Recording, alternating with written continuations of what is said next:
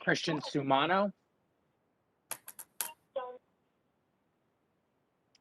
Evelyn Escona, Charlotte McNair, Beverly Sanchez, John Zimmerman, Here. Sue McElligott, Here. Carla Castaneda,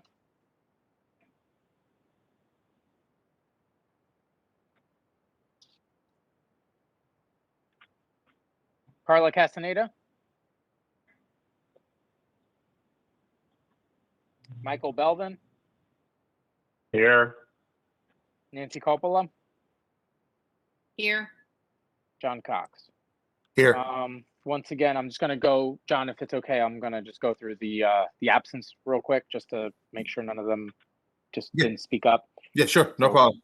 Christian Sumano, Evelyn Ascona, Charlotte McNair, Beverly Sanchez, Carla Castaneda. Mr. Chairman, this is Arvin Eitel, the board attorney. We have 5 members present. That is quorum. All right. Thank you. Dan, can we have the public announcement, please? Certainly. Second.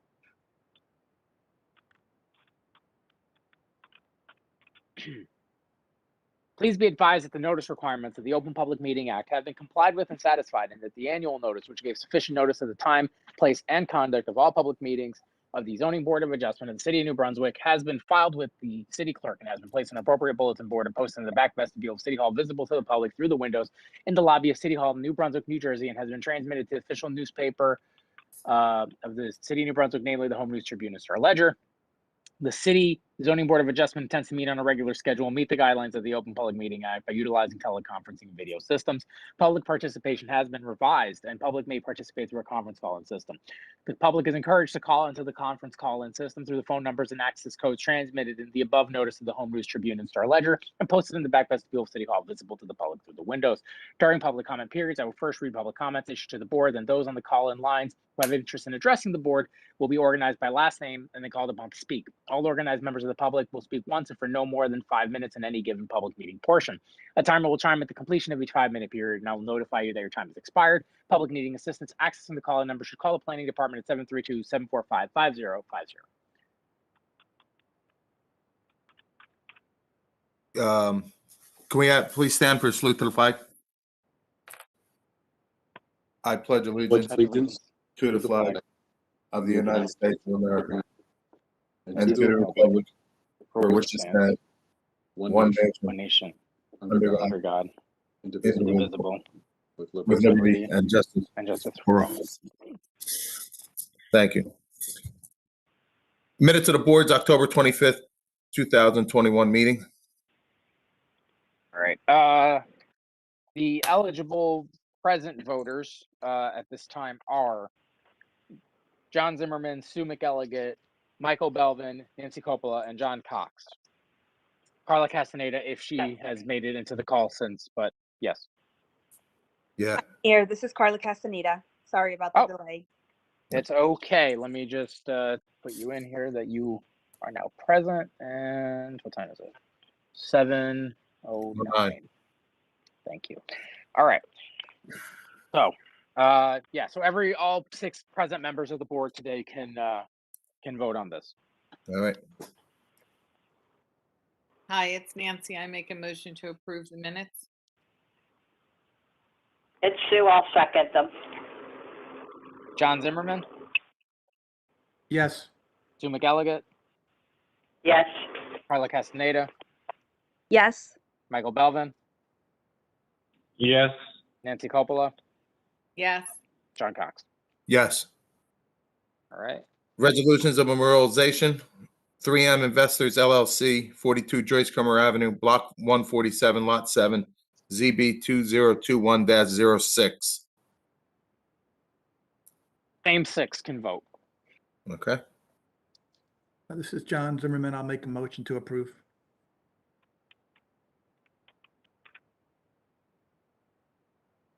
Carla Castaneda, I'll second.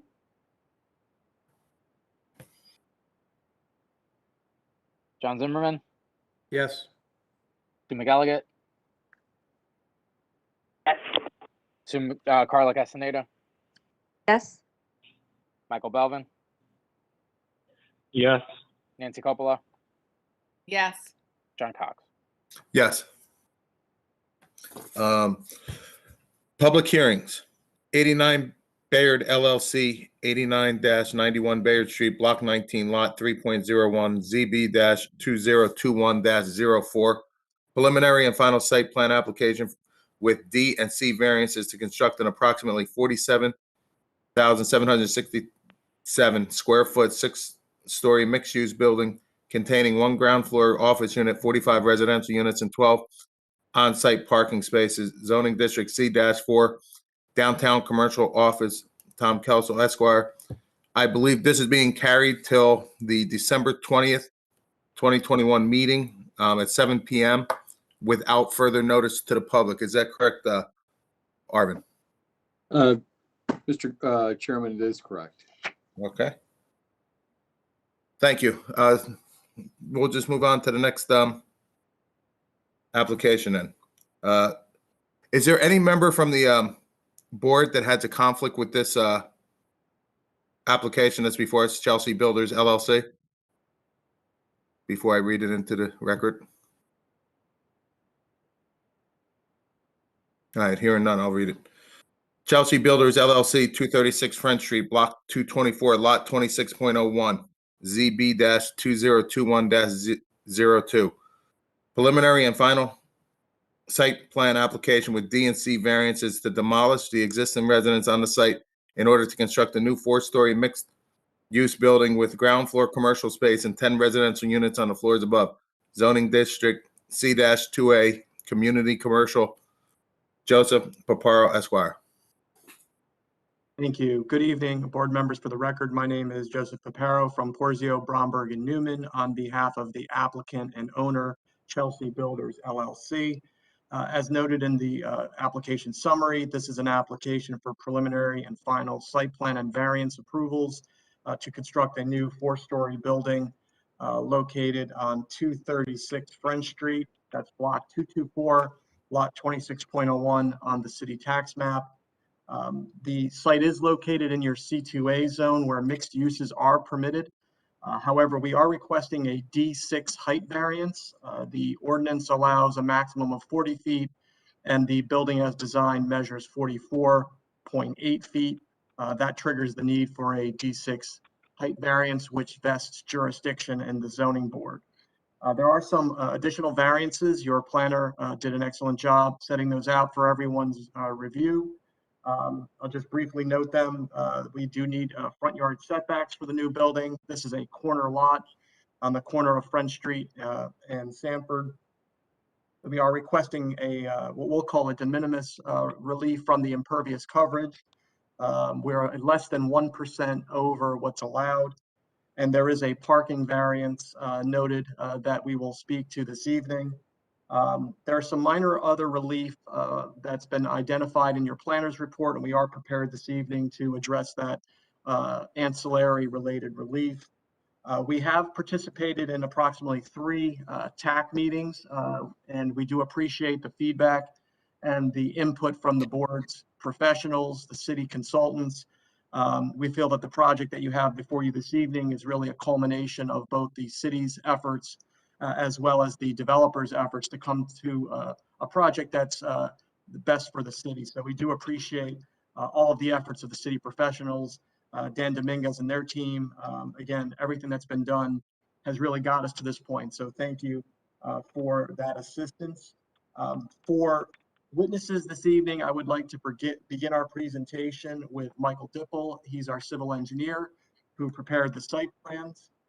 We do have after Mike testifies, we do have our architect, and then we will provide testimony from our professional planner to address the variances that I've identified. I would just defer to your counsel to confirm that proper notification has been provided and the board has jurisdiction. Mr. Chairman, I've had an opportunity to review both the affidavit publication and also to go through the certified mailings. And I find that all of those are in order, and this board does in fact have jurisdiction to hear the application this evening. Thank you. Please go ahead with your first witness. Thank you very much. Michael Dipple is our first witness. Mr. Dipple, can you please state your name, spell your last name for the record? Sure. Michael Dipple, D-I-P-P-L-E. Mr. Dipple, do you swear or affirm to tell the whole truth and nothing but the truth? I do. You're on. Thank you. Mr. Dipple, for the benefit of the board and public, your education, area of expertise, and the licenses you hold, sir? Yes, I have a Bachelor of Science from Rutgers University in civil engineering. I'm a licensed civil engineer in the state of New Jersey and in New York. I am the owner of L2A Land Design. I've been practicing civil engineering for 30 years. I've been accepted as a civil engineer in front of probably hundreds of boards throughout the state and Superior Court, including the city of New Brunswick. And your licenses are currently in good standing? They are, yes. We will accept him as an expert. Thank you, Chairman. Mr. Chairman, if I may just interject, I apologize. My connection went bad, so I just want to confirm Mr. Dipple is being proffered as an expert in the field of civil engineering. Is that correct, based on his credentials? That's correct. We'll accept him as an expert in civil engineering. Thank you very much. Mr. Dipple, I know you have an exhibit that you are going to be relying on that was supplied to the city in advance of tonight's hearing. I'll defer to you as to which exhibits and documents you'd like to provide on the screen by sharing your video. I guess I would defer to the board. Does Mr. Dipple have the ability to share his screen at this point in time? I think I do. Mhm. Are these all items that have been shared with the city to put up for the public inspection? Yes, they are. Yes. Okay. Proceed. Okay. Mr. Chairman, before he begins, I believe there were two exhibits, A1 and A2, and they've been pre-marked as A1 and A2. Thank you. Mr. Dipple, this would be A1, or it looks like you have your site plan set that was provided to the board. Yes. And for the record, A1 would be the rendered site plan. So when we get to the rendered site plan, that will be A1, which has been identified. Until then, Mr. Burrow, if you could just have your witness refer to the sheet that he is referring to during the testimony. Absolutely. I will. Thank you. Okay. So what you have on the screen is the cover sheet to my engineering set. It's sheet CO1 entitled cover sheet. And as Mr. Papero mentioned, proposed mixed-use building at 236 French Street in the city of New Brunswick in the C2A Community Commercial District. The property sits at the southeast corner of French Street and Sanford Street. It is bordered on, excuse me, I'm just going to zoom in here. It's bordered to the east by generally residential duplexes and to the south by duplexes. Sanford is a one-way street on the west side, and beyond it, again, is residential, a mix of single family and duplexes. On the opposite side of French Street, the various commercial buildings. I believe a new apartment building was approved in the general vicinity, perhaps to the northwest. So if I bring you over to the zoning map, you can see that we're in the C2A zone with the R5A and the industrial 2 zone beyond that. So I'm going to go to the next sheet, CO2, which is existing conditions plan. It's a little light on my screen. I'm going to zoom in. So there's a 2.5-story frame dwelling, number 236, on the property. And if you look at the property as a whole, you'll notice that the house kind of sits off to the northeast corner of the property. So on this drawing, north is actually down I'm going to refer to my north arrow. Sorry, it's up in this corner, up in the upper right-hand corner of the plan. So we'll call north down on the page and south to the top and then east to the right, and Sanford would be to the west. So there's a dwelling here. There's access directly off of French Street to kind of a gravel open parking area. No spaces are delineated. You have a patio in the back, Bilco doors, stairs, things like that. So it's a typical two-family dwelling. But I should, it's pushed all the way over against the other dwellings along French Street, and it leaves this big open parking and lawn area against Sanford and French. You'll notice a light blue line which traverses the plan. That is the limit of the floodplain. So, so the stream that runs along Sanford Street, it runs on a northeast direction, and it's mile run, and that creates, as the water travels underneath of French Street, in case of a flood event, this site does experience some potential flooding. It's very shallow, but that blue line delineates the limit of potential flooding under New Jersey flood hazard areas, storm event. So that's kind of existing conditions. A couple other features: a sidewalk in the front, there's a guide rail in the front. Again, the only access point is off of French Street with this driveway here on the south side of the property. There is no access to the property off of Sanford. Again, Sanford is a one-way street going in a northbound direction toward French. Okay. So that's existing, that's existing conditions. I'm going to move through my set, and this is the demolition plan, which is no surprise, almost everything comes down on the site. And I'm going to move on to my site plan sheet CO4. And this is where I'm going to bring in the rendering, Joe. I'm going to refer to exhibit A1. So there's A1. That's also entitled Site Plan Sheet CO4.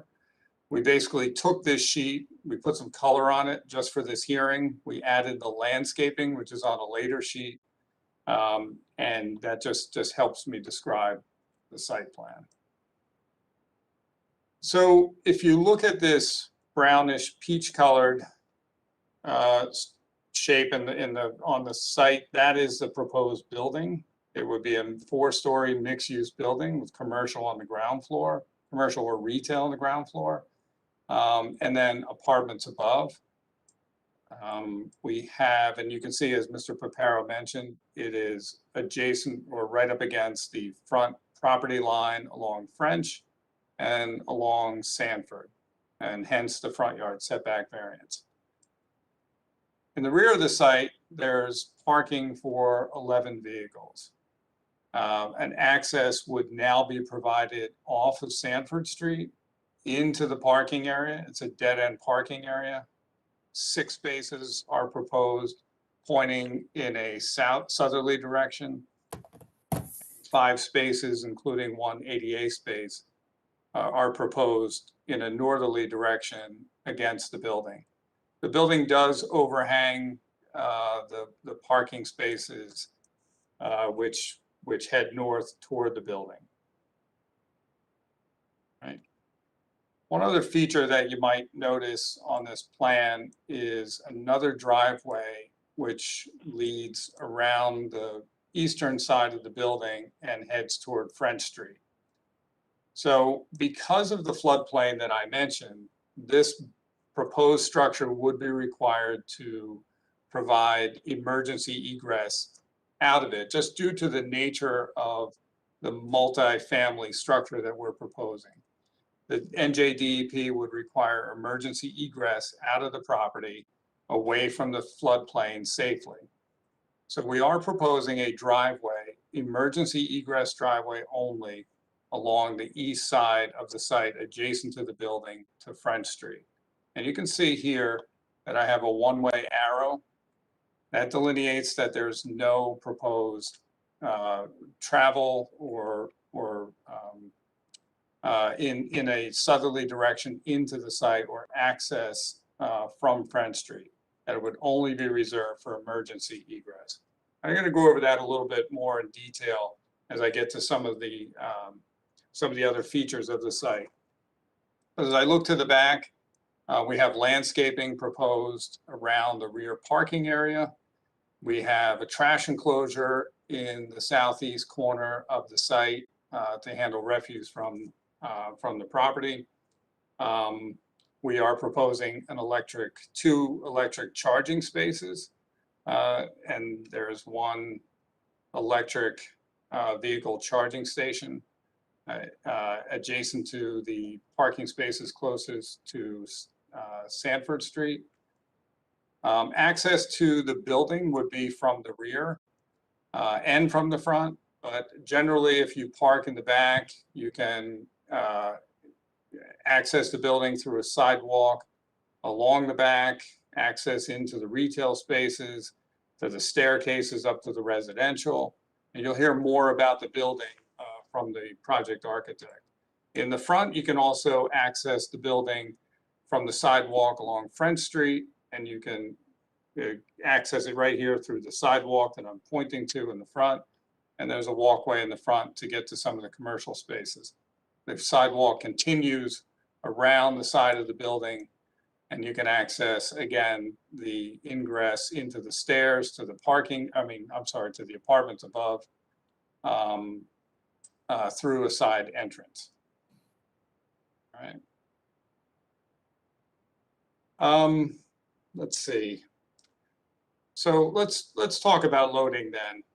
So you can see on the right side, sorry, it's the left side as we're looking at it, but the eastern side of the building, you can see a delineated loading space. And that loading space is also shares its space with this egress driveway.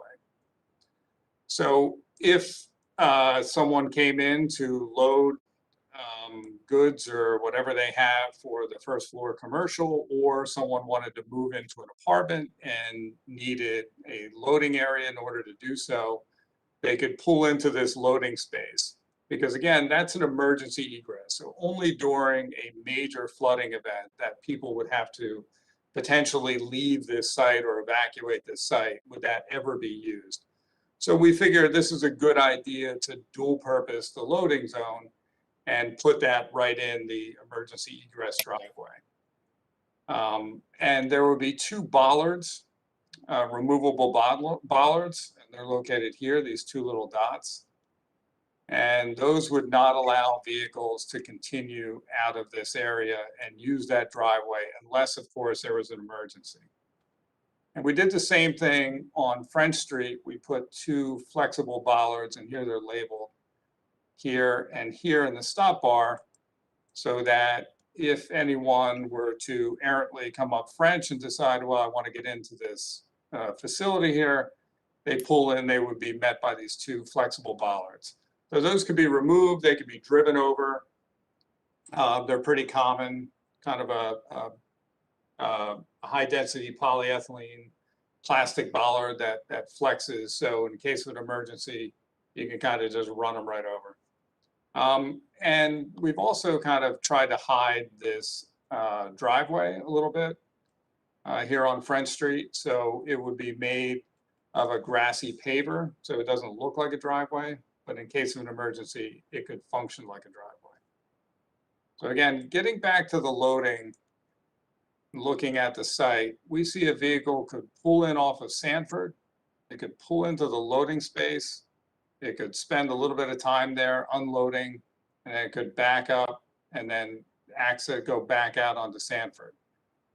So we really don't see anything big here like trucks or anything. We see moving vans, we see those kind of vehicles. And again, if someone was moving into an apartment, they could pull in there, coordinate with building management, say that I'm coming on such and such a date, everything could be ready. And then that's very common. They can have the elevator to themselves, whatever they have. And and they could use that space. Same thing with the loading. Typical scheduled loading might be, 1-2 days a week, depending on who the user is on the ground floor, and they could use that loading space and be able to pull back out. So we think that's a decent idea to try to save some space on this site. So that kind of describes the building. You're going to see more of the building. I don't have an image of the building itself, but the architect has a very nice rendering of the 4-story structure. Joe, do you want me to go over the zoning compliance? Want me to jump to that? Yeah, one thing, could you just talk briefly about the refuse? I know you described the refuse enclosure, but I know you submitted a separate plan, a circulation plan to the board that's included with the site plan set. Just if you could just briefly explain how the refuse would be handled and the circulation. Yeah, so we did do a circulation plan for trash going back into here, and I can go to that since we're kind of on the. I'm going to go back to my site plan set, and I'm going to. I'm sorry. Yeah, it might have been submitted as not okay. 09 it was submitted as part of another addendum. Let me just bring that up here. Just bear with me 1 second. And Mike, if you want to wait on that and just continue with the lighting and landscaping plans, you can do that while we get the separate sheet. Oh, there it is. You've got it. Yep. Okay. My apologies. I just didn't have it queued up. So trash and loading are depicted here on this plan. So we really see that a trash vehicle would have to enter in off of Sanford. And if you can follow the green lines, I apologize, a lot of lines on this plan. But the Chairman, if I could just interrupt for just one moment. I just want to be clear that this sheet is the same as what was provided in the application. Is that correct? An addendum that was added later? That's correct. Yes. That's Okay, correct. so this is not the colorized exhibit. No, it was a. I'm sorry. It was a colored plan that was submitted, and this is it. Yes. Thank you. So let me describe it. It's sheet C09. It's entitled Vehicle Circulation Plan, and it bears a date of 11/4/2021. So as a result of one of the TAC meetings, the most recent one, I believe, it was suggested that would be a good idea if our company put together a circulation plan for the board, because we had been talking about it at all the TAC meetings and whatnot. So we did put this together, and we put together not only like the Sprinter van delivery in and out, but we also did the garbage truck. So you see a few vehicle paths here, and I will try to describe them. So while we're on the trash, the green would be a trash vehicle or refuse vehicle entering the site. I depict the size of it here on the plans, about 28.75 feet long approximately. These are very typical, about 12.5 feet high. And we really see this truck being able to just pull into the site, schedule it during off hours, pull in. He's only there for a short amount of time. There's only enough trash here, 2 6-yard dumpsters to be able to pick those up and to back out on Sanford, where he can then continue. If it's a rear load, he can do the opposite. He can back in off of Sanford and then pull forward. But the way we depicted it, it's a front load vehicle coming in off the front. It flips the garbage over, flips it back down forward, and then the trash dumpster can be pushed back into the trash enclosure, which is depicted here. In terms of loading, the loading operation is very similar. Loading, they would have to come down Sanford again to access the site in a northbound direction, pull in, load in the loading space I described earlier, and then they would have to back up and then leave the site. So depending on the size of the vehicle, there's 24 feet between the back of the loading area and the dumpster and the parking on the opposite side, they could jockey a little bit depending on the size of the truck. If it's a small van, they can just back up, pull forward, no problem at all. But another option would be to, if it's too large a vehicle, to back out onto Sanford. So we took a look at Sanford. It doesn't really have a lot of traffic on it. It's not a main thoroughfare. So these vehicular motions, I think, are typical in an urban setting where you have tight spaces like this. So that is the vehicle circulation plan.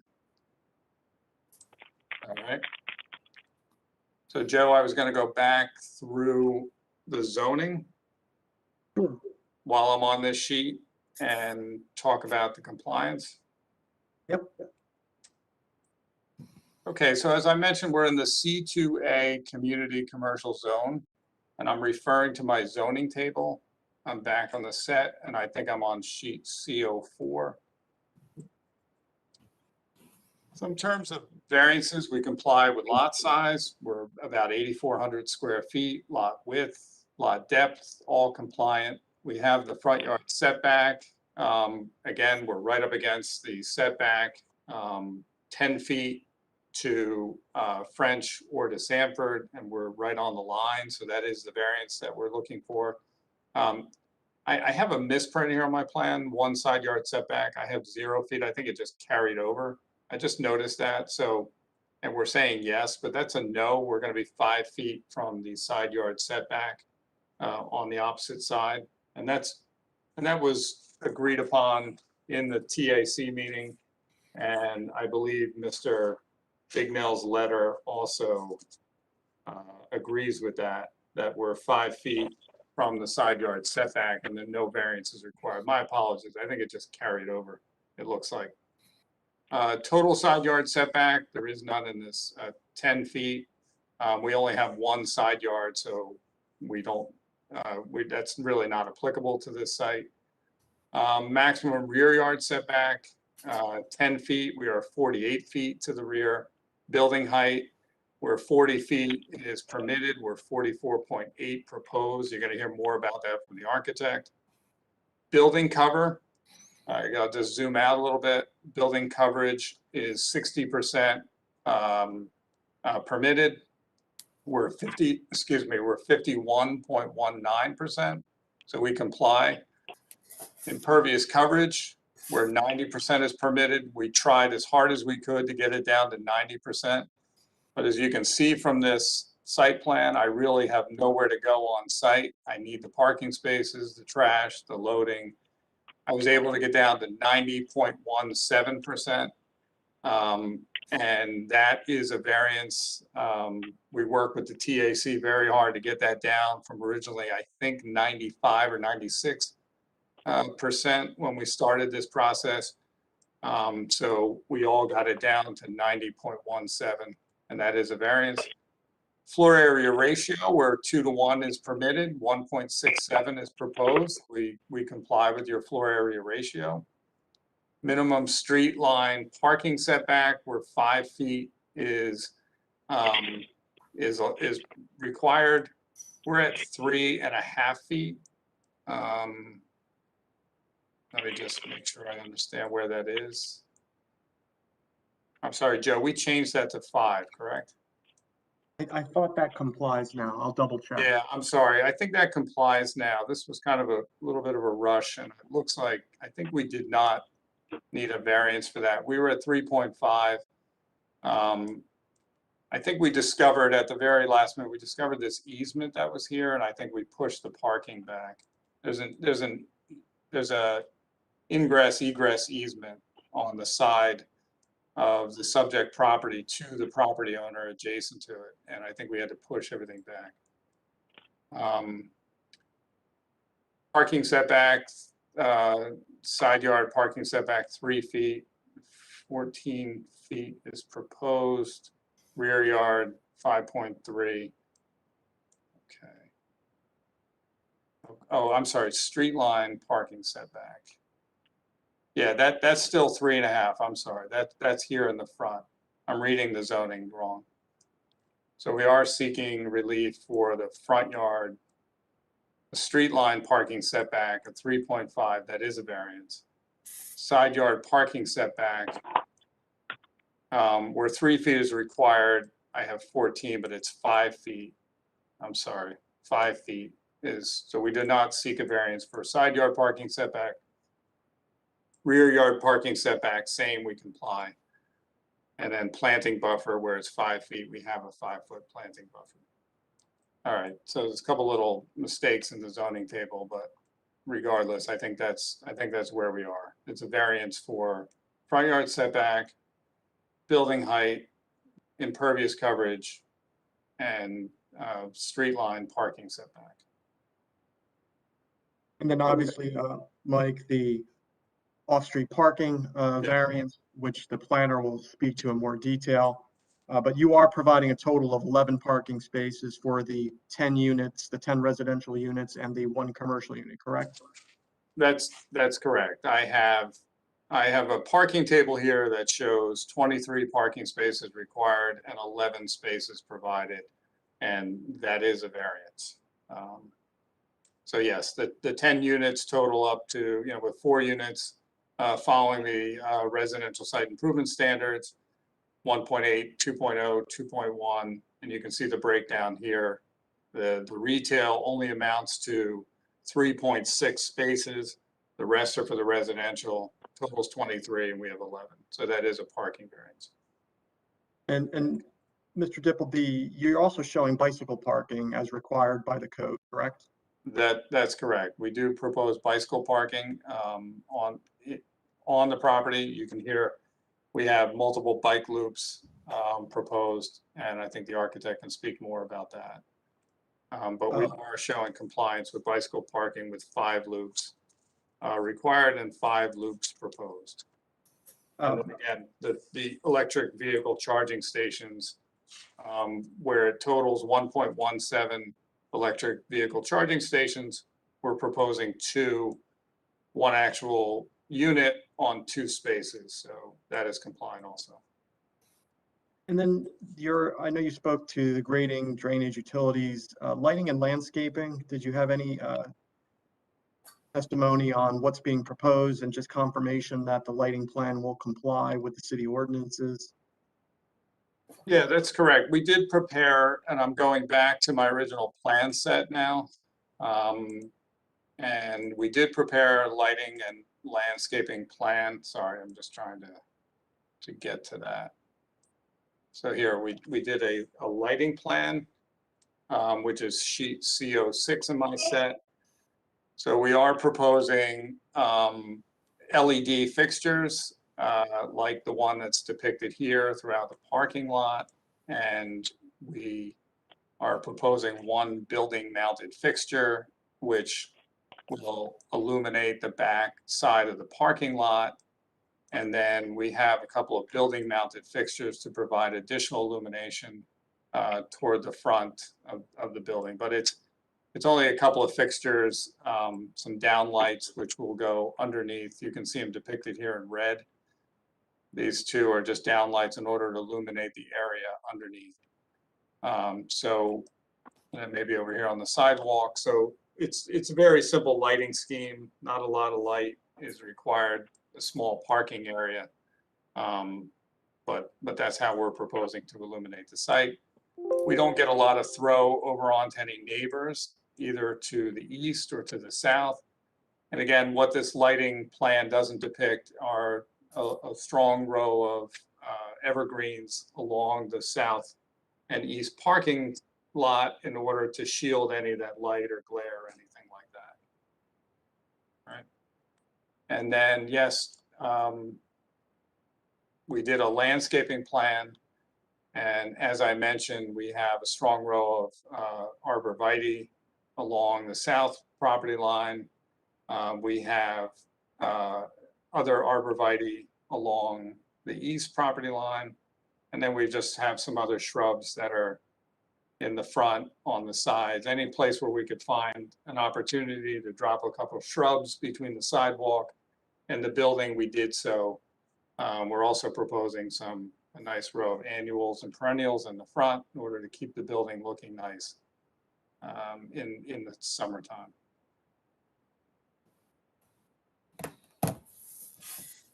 Mr. Dipple, unless you have any further direct testimony, I was going to direct your attention to the reports. You've referenced the Big Now Planning Report, most recently issued November 16, 2021. Correct. From an engineering perspective, we'll let the planner address the other planning issues, but from an engineering perspective, are there any items in this report that require further explanation on your behalf, or can you comply with these as a condition of approval? No, I think there are planning review comments and some recommendations. They mostly, you know, it's kind of stuff we already discussed in the TAC meeting. Some of it deals with what the architect is going to mention. I should probably mention that because it's brought up here that it is in a flood zone, that we did receive a flood hazard area permit from the Department of Environmental Protection. That was the first thing that the applicant did, was to ensure that it's possible for us to construct this type of facility or this type of building on this property due to the floodplain. And we did receive a flood hazard area permit. As I mentioned before, there is flood hazard area on the site. It is very shallow. It's very tedious because there's not a lot of water on the site, but regardless, it's a residential use and there are rules that we needed to comply with in order to get that permit. One of which is to make sure that all parking was elevated above the flood elevation, which we did, and then make sure we have emergency egress.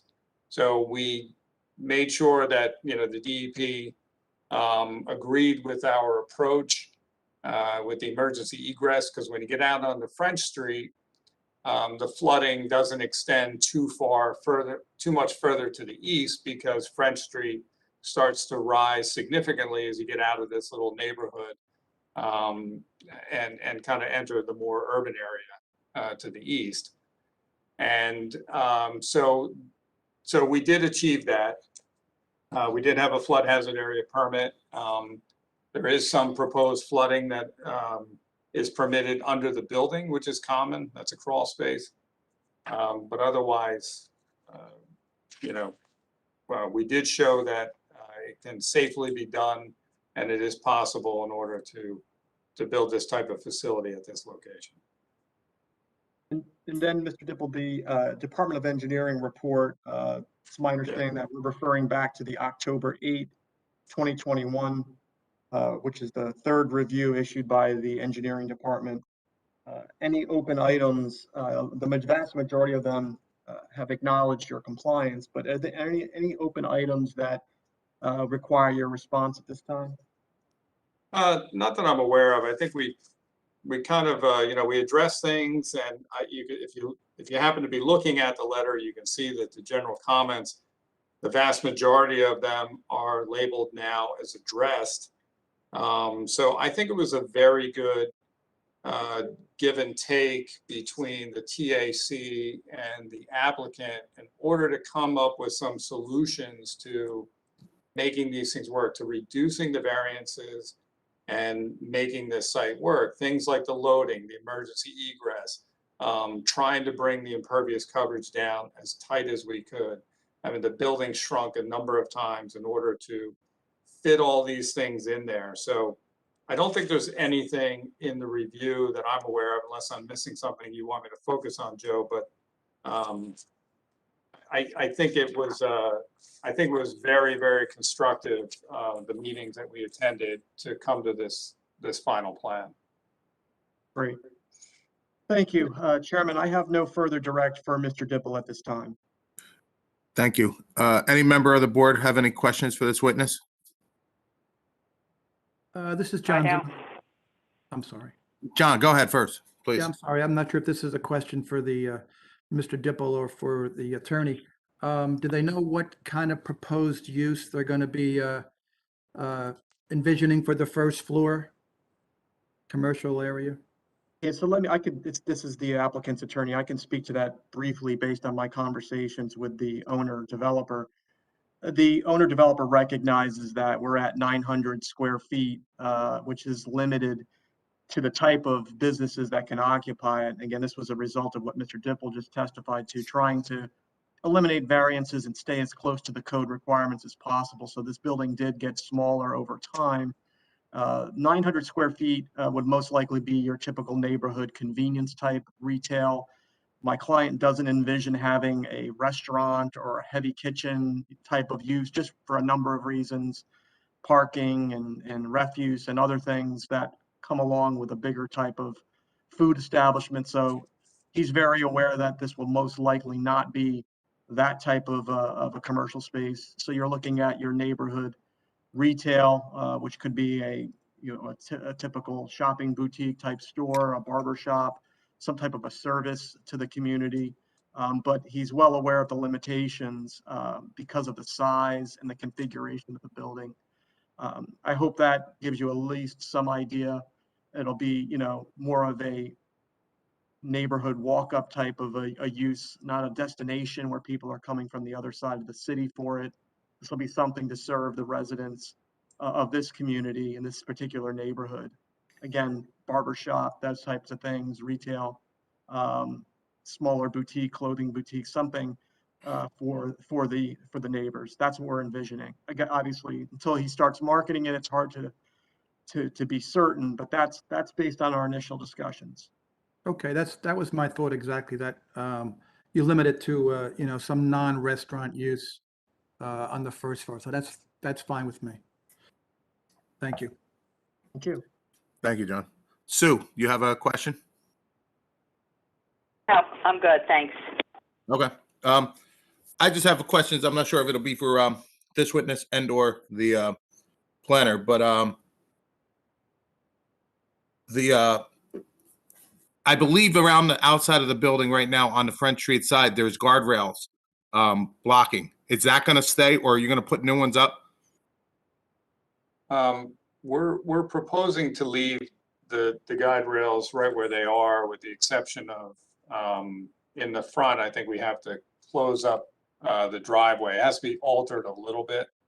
Maybe I kind of stopped sharing my plan. Maybe I could go back to that. Just Okay. we do have to. There's a driveway. Mm-hmm. Sorry, it's not reacting. I can't zoom in here, but there is a driveway that I described, and that guide rail would need to be extended in order to close that driveway up. And then, so I think just because it's there, and I think it's a good idea, it's kind of on a bend. And I should say that the speed limit changes right around here. So if you're coming eastbound and you get to this Sanford Street intersection, your speed limit reduces, I think from 40 to 25. Mm-hmm. So I think it's a good idea to leave the guide rail, and we're proposing to do so. All right. Thank you. I think that was all I have for this witness at this time. Any other member have any comments? Any of the board professionals have any comments for this witness? Mr. Chairman. Yes, Arvin, please. Just for clarification, first, am I understanding Mr. Papero's assertion that his client will voluntarily agree as a condition of the board was to look favorably on this application, that there would be no food services, which includes cooking or sales of foods other than of any prepared foods, that is? Let me check with my client, but that was our understanding, that just the size and the building configuration limitations would really restrict it from a typical restaurant. I mean, obviously, he would like to have the flexibility to offer, if there's some type of a, newsstand type store, something that offers packaged goods or something. I don't want to prohibit any kind of food, but I think the preparation of food is really more what he was understanding would not be a real feasible option. But I'll get that answer for you very shortly. Thank you. And Mr. Chairman, if I can also just confirm with the board, with the applicant's engineer, there's a D6 height variance that you're requesting, front yard and side yard setbacks that you're requesting, there's parking variance, and also a parking setback from the street line and the curb cut location. Those are the variances that I see. There's also an impervious coverage variance as de minimis, and I'm sorry, Mr. Dipple, did I hear you say that that would be eliminated? No, Okay. the impervious coverage is 90.17, and that's as close as we could get. Okay, so it's a de minimis variance that you're seeking there. I Now, think so. The two remaining, I believe that they are waivers for foundation planting and refuse enclosure or buffer. Is that correct? I think so. I don't have, the Big Nell report delineates all of those. We do, I think we do still require those, counsel. That is correct. Okay. As to the refuse enclosure or buffer, can you tell us what the requirements?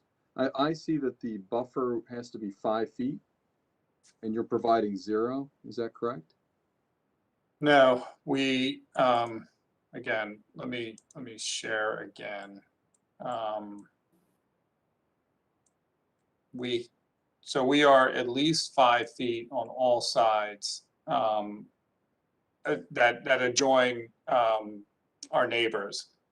So I think there was something brought up about not having screening on all sides of the trash enclosure because 2 sides are exposed to either parking or the circulation driveway on the front and on the side. But the other 2 sides are enclosed by landscaping that's at least 5 feet wide. Thank you, Mr. Chair. All right, thank you. And if I could just, I did get the answer from my client. He's willing to stipulate that there would be no business that would require a kitchen or food preparation. Okay, thank you. Thank you. All right, you could call your next witness. Thank you very much. Our next witness is Pardon the me, project. excuse me, Oh. Mr. Chair. I'm sorry. Yes, go ahead. Yes, this is Charlie Cradaville. I wanted to register No. myself as an objector, and I want to know when Charlie. I can question the witness. Charlie, when we get to the open the public portion of the meeting, you could question them and ask the questions of it. We don't do it in the middle of the meeting. All right? Okay. Thank you. I just don't want to miss my chance. Thank you. No, we'll make sure you're on the list. All right, Mr. Preparo, please call your next witness. Thank you, Chairman. Our next witness is the project architect, Mark Marcio. Can everyone hear me?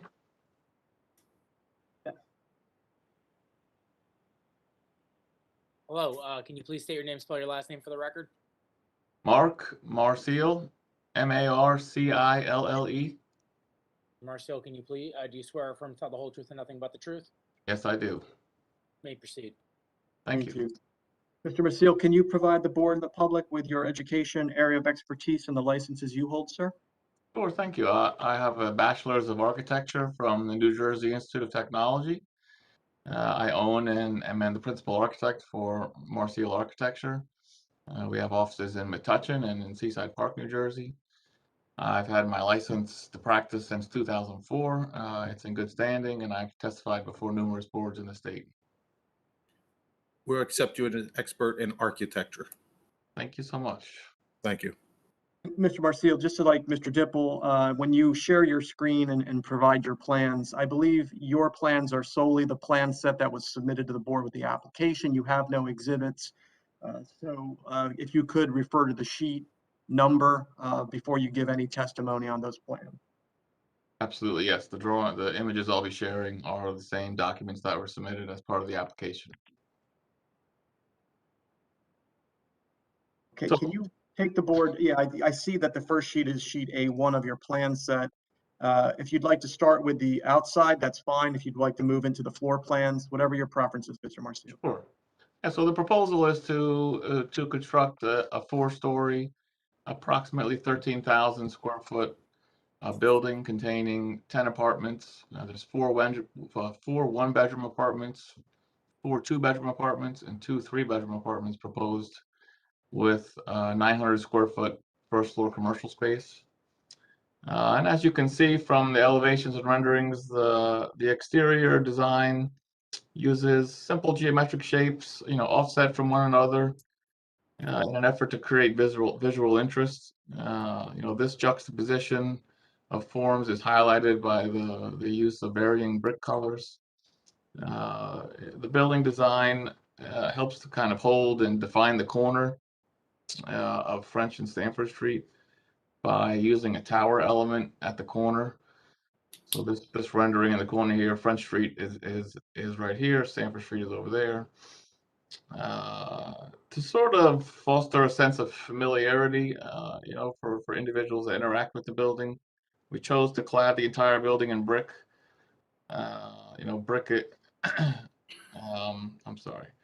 Brick is a sustainable, a very stable material. Provides a sense of permanence for the building, simply because it's a material that lasts a long time and it's very recognizable. The first floor commercial space is exposed to French Street and Sanford on the corner here, sort of highlighted by a larger glass area, providing greater visibility to the space. Some canvas awnings on the corner, and then some signage along French Street. The entrance to the commercial space is at the center of the French Street elevation and is accessible from a raised walkway. The building had to be elevated because of the floodplain requirements. So the building is the first floor of the building is just under 3 feet above grade. And flood vents are provided into the crawl space to allow the passage of floodwaters. Because we had to elevate the building, the overall height of the building got a little bit higher than it would have been. Our first story has a 9-foot ceiling height, and our upper 3 stories each have 8-foot ceiling heights. And then when you add in the structural thickness, the total building comes up to 44.8 feet, hence the height requirement. The interior layouts. So the interior provides modern apartment layout. Mr. Marcel, you're on sheet A2 now, correct? Yes, I'm sorry. Yes, I switched to sheet A2 as part of the package. The interior provides modern apartment layouts. They offer comfortable and practical living environments. Each apartment includes an open kitchen, dining, living area concept, an exterior balcony for fresh air and exterior space, a bedroom, bathroom, laundry, and storage space. Each apartment, as well as the commercial space, will have a dedicated Magic Pack HVAC unit, so there'll be no condensers or HVAC equipment on the roof. There are 2 stairwells and an elevator that provide vertical access through the building. The ground floor, as was mentioned, on the corner of French and Stanford is the commercial space. There'll be an equipment meter room in the front corner. This boxed area is the elevator. And then access from the back of the building is sort of a package drop-off delivery room that can be shared by the commercial space, as well as provide access to sort of a flexible use apartment storage area space, which could provide overflow for bike storage or just kind of flex space for the apartment tenants. And again, passing through and provides access to the stairwell. For accessibility into the building and into the commercial space, we provided a ramp along the left side of the building here, access from the parking area in the back, which would provide access to this stairwell for the apartments and to the front sliding doors that are used to access the commercial space.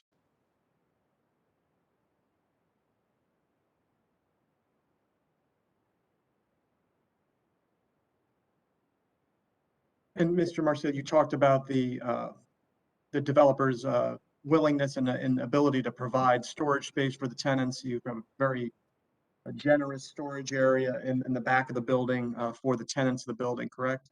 Yes, sir. That's correct. And due to the fact that, folks receive numerous deliveries today, whether it's Amazon or otherwise, you have a package drop-off area as well to accommodate for that use. Yes, we have a sizable space designated for package deliveries and mail. And Mr. Marcel, this building will be fully sprinklered, is that correct? Yes, absolutely. and will comply with all other ADA and building codes as part of the review by the building department if the board was to approve the application? Yes. And any rooftop HVAC equipment or anything that would need to be screened from visibility? No, there's no rooftop mechanical equipment. Great. Chairman, I have nothing further in direct testimony from Mr. Marcil, the architect, at this time. Okay, thank you. Any board members have any questions or comments for the architect?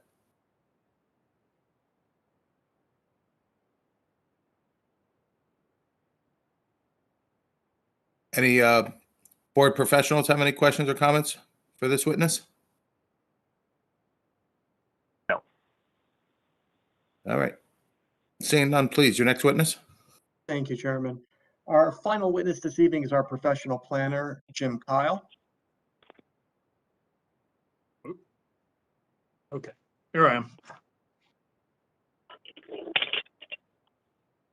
Mr. Kyle, can you please say your name, spell your last name for the record?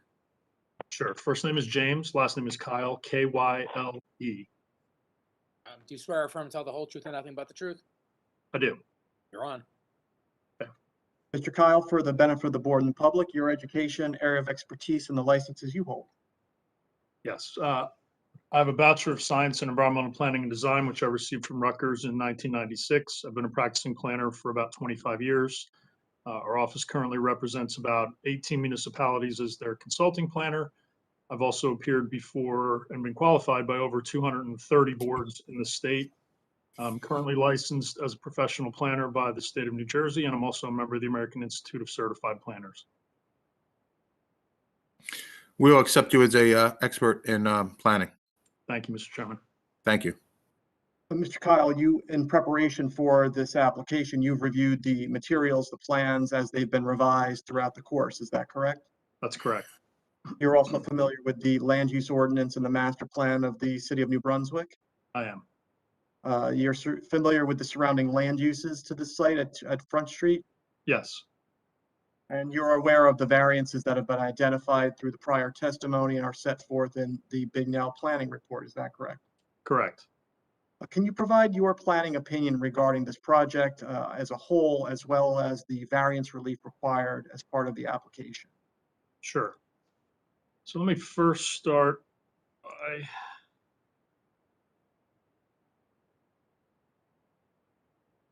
so this is an exhibit that I prepared myself. This is an aerial photo and tax parcel base map. This was submitted in advance of the hearing last week by Mr. Paparo. Mr. Ital, I don't know, what exhibit are we up to at this point? This is A2, I believe. A2? Okay, thank you. So just to familiarize the board with the site, so this is, we're discussing block 224, lot 26.01. It's outlined in yellow in the middle of the exhibit here. French Street, Route 27, running across this yellow line, and then Sanford Street running kind of northwest to southeast. Here, surrounding land uses, we have kind of a mix. So on Sanford Street, you can see that there are some single family homes. There's also an auto sales business that's here kind of mid-block. And then as far as immediately adjacent to us, there's some single family detached dwellings, mixed use building on the corner of Delavan and French. Then we have the Corona Bar and Nightclub is across the street to the northwest. Across the street on block 425, lot 1, this is a mixed use building. There's a restaurant, an employment office or a service, and then looks like apartments above. And then we have the auto parts store, and there's a car wash and some other non-residential uses as we go a little farther to the east on French Street. So this property is located in the C2A district. That district permits a pretty wide array of uses, 1 and 2 family dwellings, banks and financial institutions, supermarkets, medical clinics, offices, art galleries, bakeries, delicatessens, and most importantly, does permit mixed use buildings where the ground floor contains permitted commercial uses. I'm gonna just stop sharing real quick. Thank you. So you can see me.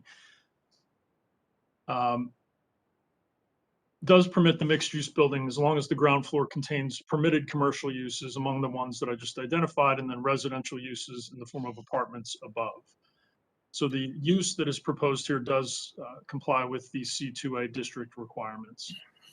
So as we discussed, there are a few variances that we need. So the first is a D6 variance for height. Since this is more than 10% of the permitted height of 40 feet, we do require a D6 use variance. Front yard setbacks on both Sanford and French Street, 10 feet is required. We're proposing 0. There's a bulk variance for maximum impervious cover, 90% permitted, and we are proposing 90.17. There's also a bulk variance for the minimum setback from the street line for parking. 5 feet is required, and we're proposing 3.5. And then a bulk variance for off-street parking. 23 spaces are required, and 13 are proposed. And on the parking, I just wanted to note, there is an ordinance that was on the agenda with City Council last week. I wasn't able to see if it was actually adopted or not. Even if it was, it has not become effective yet. But what that does, it's a payment in lieu of parking ordinance. And not only did it set up a mechanism for applicants and people proposing structures within the city to address parking shortfall. Essentially, it's a $5,000 per space requirement if you don't meet the parking demand, provided that the board approves the application. What it also did significantly was it has proposed alternate parking requirements, essentially. And based on that ordinance, our parking demand here would be 14 spaces. So as Mr. Bletcher had written in the Big No planning review, we're actually providing 13 on site because the 2 EV charging spaces count as 2 spaces under an amendment to the municipal land use law that was adopted by the legislature in August of this year. So as long as the 2-for-1 credit doesn't exceed 10% of the total parking demand, you can take 2-for-1 credit on the EV charging spaces. So essentially, under the new ordinance, we are proposing 13 spaces and the requirement would be 14. So again, most of the ordinances that I reviewed on the city council's agendas don't become effective until 20 days after adoption. There's some publication requirements and some other things that have to be met. So while it's not effective yet, I think it's important to note that the city has kind of changed direction on parking generation and parking demand requirements. So let me first address the D6 height variance. While we're required to address both the positive and negative criteria here, it's a little bit different than the typical D use variance that the board hears for a use that's not permitted in the district. Essentially, what we have to show is that the site can accommodate the problems associated with an increase in building height. And on the negative criteria, address if there's any substantial impact to surrounding properties from that increase and reconcile the governing body's intent of that height limitation being imposed in the first place. So on the positive, I think this does promote purpose A of the municipal land use law. That's the health, safety, and general welfare, as well as purpose B, which is to secure safety from fire, flood, panic, and other natural and man-made disasters. As you heard Mr. Marcial discuss, as well as Mr. Dipple, we are in the floodplain here. We are required to elevate this structure out of that floodplain and get 1 foot of height above the flood level. So really the building height increase that we're seeking here is designed largely to address that requirement. And as you heard Mr. Marcial say, we have about 3 feet from grade level that we have to elevate the structure to get out of there. So what this does is it protects the structure from any impacts to flooding, and it also ensures that the tenants can still access the building and the site even in a flood condition, and protects essentially the residents of the building and the tenants from any flooding issues. So I think there is a positive criteria benefit in the grant of the height variance. In terms of the negative and any impact to surrounding properties, I don't think the increase of 4.8 feet that we're seeking should have a significant impact. The property here has a pretty strong relationship to the French Street corridor, and many of the dwellings that are immediately to our east are about 35 feet tall. We also have the Magyar Bank building that's to the west on French Street that's over 40 feet tall. There's also a structure that's immediately behind the Corona Bar nightclub that is also just over 40 feet tall. I think notably, as was indicated when we started, there was a recent approval that the board granted for a redevelopment project on the Corona Bar nightclub site. That's a 50-unit mixed-use building that was approved at 6 stories. So not to say that a precedent was established with that, but more to point out that this building is in line and less in height than that approval that was granted.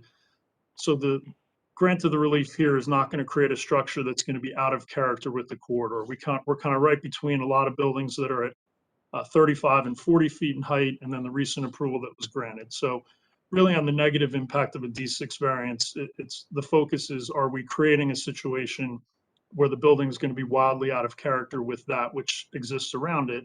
And I think the answer in this analysis is that it won't be. The majority of the single family uses that we have on Sanford Street will be protected from any potential negative impacts. The building is pushed closer to French Street, and we're providing that 48 feet of rear yard to those structures that are to our south and to our southeast. So we're really ensuring that we're providing adequate separation and protecting that light, air, and open space for those buildings. Also, we do have separation from the building to the east, that single family dwelling that's to our east, because we are not right on the property line there. So that should ensure that there's no negative impacts from that increased height. As far as reconciling the standard, the governing body's intent behind the height standard, I would note overall the goal of the variance is really to ensure that the structure is built in a safe manner, that we can elevate it out of the floodplain, essentially protecting life and property. So I think this is really the best way to reconcile this variance based on this specific location and the effect that the floodplain has on this specific property. So it's appropriate to grant the variance really to address the potential safety issue and safety concern with the floodplain. So I think we do meet both the positive and the negative criteria for the D6 variance. For the front yard setback, I think on the positive, purpose M of the municipal land use law is to promote the efficient use of land. Also purpose I, to promote a desirable visual environment. So locating the structure on the property line along the street lines continues the street wall that we have along French Street. You can see from the previous aerial exhibit, a lot of those dwellings that are off to our east are pretty much pushed right up to the right of way. So essentially what we're doing is creating a better fit for the corridor by ensuring that the buildings have a consistent setback and are really creating more of a streetscape and addressing the street. And this is a pretty common urban design theme that I see in many places. So it'll provide a consistent streetscape and a more appropriate appearance for this urban environment. It also makes more efficient use of the lot. It allows for the provision of the maximum amount of off-street parking that we can get on the site itself. So that just pushing that building up a little bit closer to the street pulls it away from the rear and also away from that east side from that existing single family dwelling. So this just allows us to make better use of this lot and fit in with the overall context that we have. As far as any negative criteria concerns, I don't think any of them will rise to the level of being substantial. As I noted, the structures immediately to our east are located right along the property lines, and we're really seeking to create a consistent setback. There's no structure immediately to our west along Sanford that will be impacted. You kind of have the creek runs through that corner and goes under French Street, so there's no dwelling that's located immediately to our west. I think it's also worthwhile to note that the structure itself is a full 9 feet from the curb line along Sanford, and it's about 12.5 from French Street. So it's not as though the building will be right up along the street line itself. We still have sufficient room, and it essentially adds a kind of a front yard setback there where we have the sidewalk, we have landscaping. So it's not as though the building is pushed right up to the street. We do have some separation there, so that'll give a better appearance to it. As far as any substantial impairment to the intent and purpose of the standard, while this is not specifically addressed in the master plan, the general intent of setback requirements is to provide adequate light, air, and open space. I think given the setback conditions that we have along French Street and the consistent street wall that we're establishing, or rather maintaining, there should be no substantial impairment to that intent. Also, the fact that we do have significant space between the building face and the curb line as well. So I think under the C2 analysis, the benefits of granting the relief here outweigh any potential detriments. On the impervious coverage variance, I think on positive, purpose A, to promote the health, safety, and general welfare, and also purpose M, which speaks to the more efficient use of land. I think given the truly de minimis nature of this variance, it really allows us to provide for the maximum number of off-street parking spaces that we can get. And it also allows us to better address on-site circulation needs not just with the parking area and the loading, but also with the sidewalks, both at the front and the rear of the building. While some of those are in the right of way, there are additional sidewalk areas and access points that we have to provide on the front of the building, given that finished first floor elevation is dramatically different than the grade along the street. As far as any negative criteria concerns and any impact to surrounding properties, the grant of this relief is truly de minimis. A lot this size, 0.17%, equals about 14 additional square feet of coverage over the 90% that were permitted. So I think, it is truly de minimis. Many times we say that word, but I think this really kind of truly meets that standard. This shouldn't impact surrounding properties to any great degree. Generally, the concern here would be, any increase in stormwater management or drainage that's flowing off the property. As Mr. Dipple had testified to, we are providing stormwater management on the site, so we think we can successfully mitigate any potential impact from that increase and really limit the ability of water to flow onto any adjacent properties. The whole property kind of drains towards the street anyway, so it's really going away from any adjacent properties. And in terms of the intent of the standard, again, while something that's not specifically addressed in the master plan, the general intent is to control the overall appearance of sites as well as to deal with stormwater management issues. So again, given that we're really talking about an increase of 14 square feet, we think there's no substantial impairment to that intent given the truly minimal nature of the increase that we're requesting. On the parking setback from the street line, as far as positive, I think purpose A, to promote the health, safety, and general welfare, and also M, to the more efficient use of land. Again, granting this variance really allows us to maximize the on-site parking. There's only one very small location, as Mr. Dipple was going through the plans there, you can see on the south side of our parking area, we do provide the 5 feet. It's really just that one parking stall adjacent to Sanford that's closest to the edge of the building where that 3.5-foot departure is. So it's really just for a small portion of the site. In terms of any impact to surrounding properties, again, this is a relatively minor deviation, particularly in light of the setback of the building. So the parking will be inside the building wall, not any closer to the street line than the building. So that'll kind of conceal that. We've also provided some landscaping, some small shrubbery in that area that will also kind of help to hide that edge and conceal that as well. So I don't think it'll rise to the level of being substantial. And then in terms of the intent, I think given the location of the deviation and the fact that it's so small and the landscaping that's proposed in that area, I think the intent of providing adequate separation between the street line and parking is met. It's about a 1.5-foot deviation, and we're going to successfully mitigate that with the landscaping that's proposed. And then finally, to address the parking variance, in terms of the positive here, I think purpose M, which speaks to the more efficient use of land, and also I, which is to promote a desirable visual environment. So I think in this case, reducing the required parking is really a recognition of the unique urban environment that we have here in the city. Also the availability of public transit and the fact that, this is largely a pedestrian environment in most cases as well. We have many available services that are within walking distance of the site. And there's a lot of small neighborhood commercial that, would allow someone that doesn't have an automobile to live in a place like this and not really have to worry about it.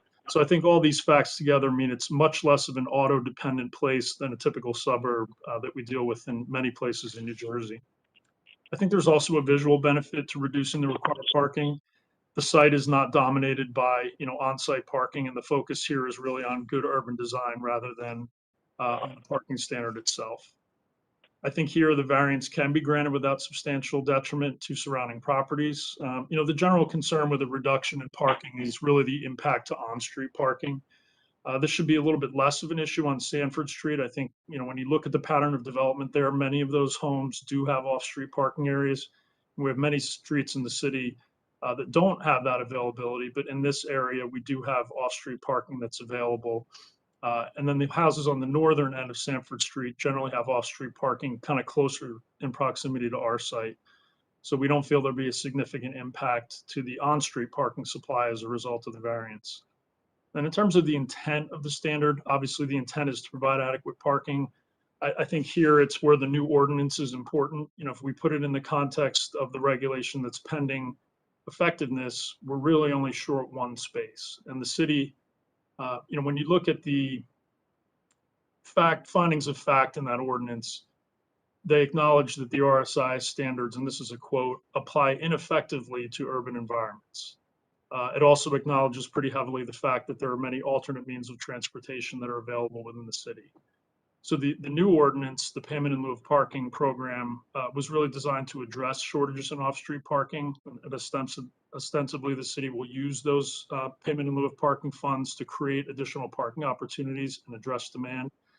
So I think when we compare it, certainly on the intent side to the new parking ordinance, we're really only short one space, and that shortage can effectively be addressed through the payment in lieu of parking. And certainly the city will create future opportunities for parking based on that. I think there also has to be a recognition we do have availability of transit within a block, and the fact we're also providing parking for bicycles. So I would imagine a significant number of people that rent a unit here would have a bicycle that they would use for means of transportation as well. So I think based on all these facts, there should be no substantial impairment to the intent of the standard as it's successfully mitigated. We will have to make a payment in lieu of parking. And we also have availability of a lot of alternate means of transportation. So I think overall, the parking demand will be addressed. Mr. Chairman, that's all I had in the way of direct. I'm happy to answer any questions the board may have. Thank you. Any member of the board have any questions or comments for this witness?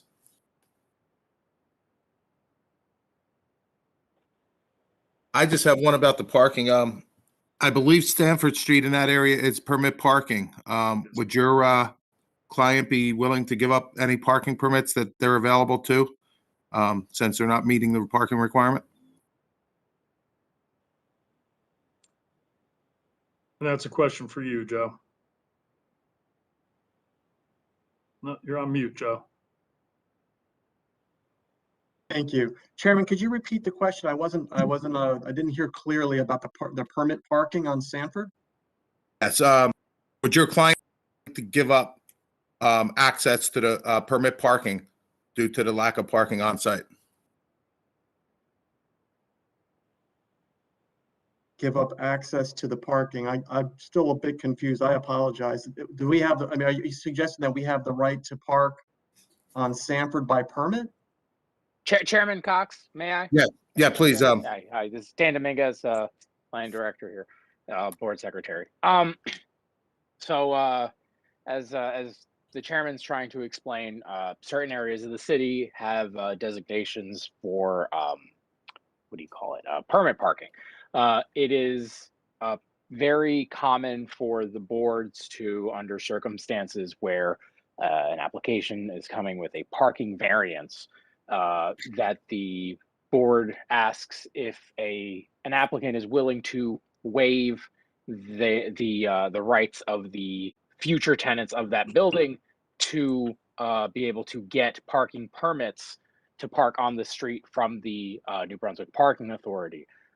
Basically saying if you're going to be short on parking, then the people will not be able to spill over into the neighborhood and take on-street spaces. Basically, that you can't, use the public space to fulfill the parking desires of your future tenants.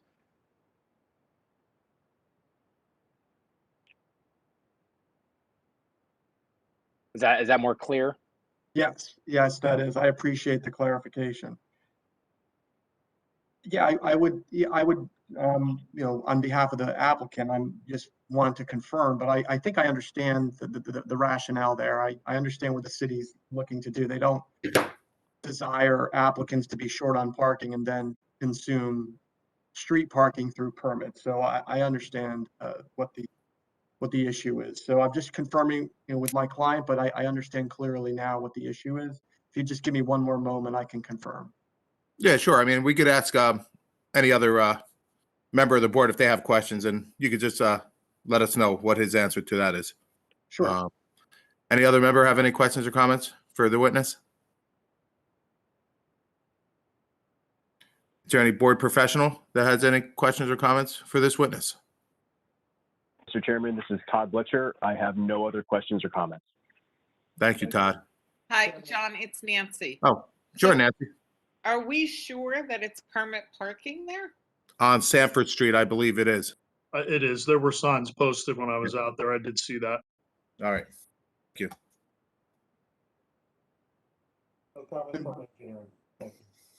And Chairman, while I'm confirming with my client on that, there's one item that I did want to circle back to Mr. Kyle about regarding his testimony, if I may.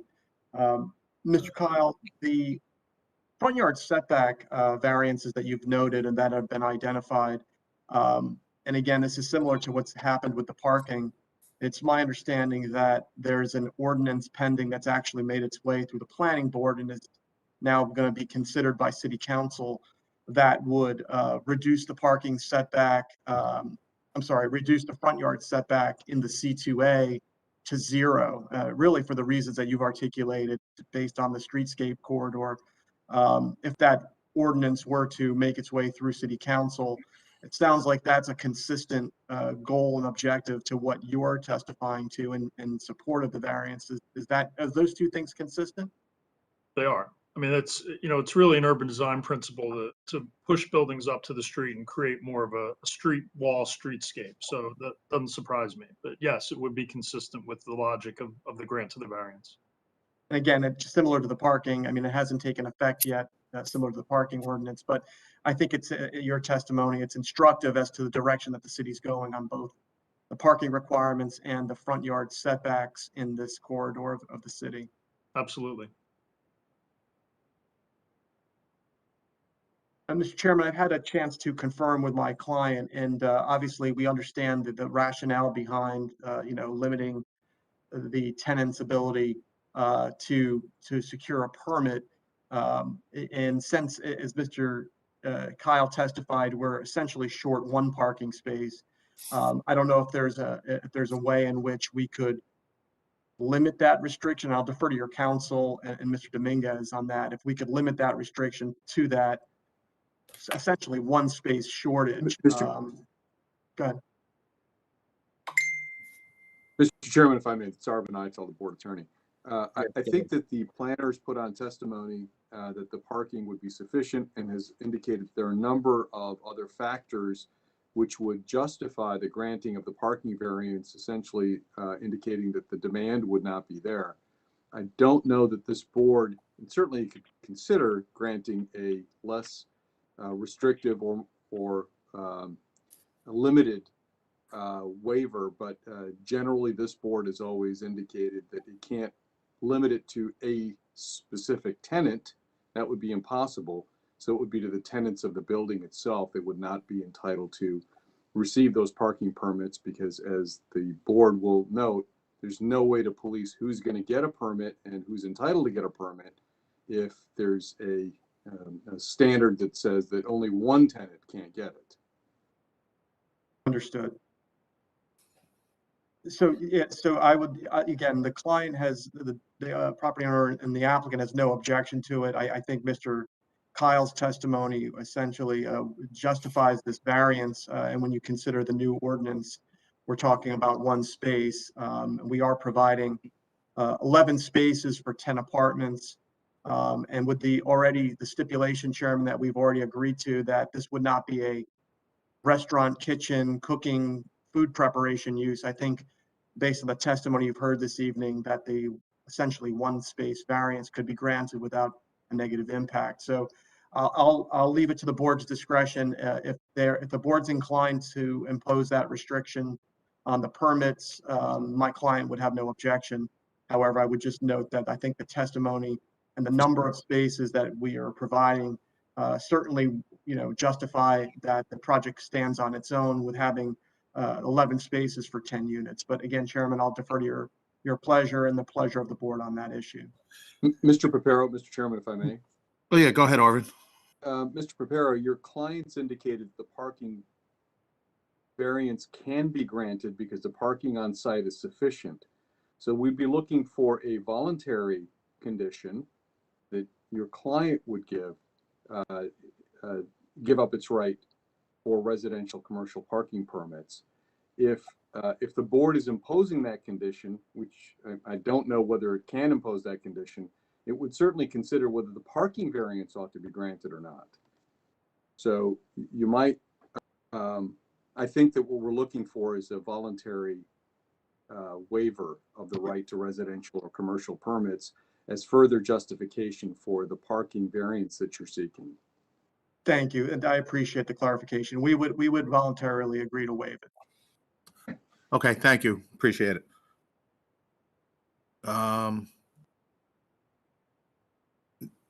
Any other board member or board professional have any questions?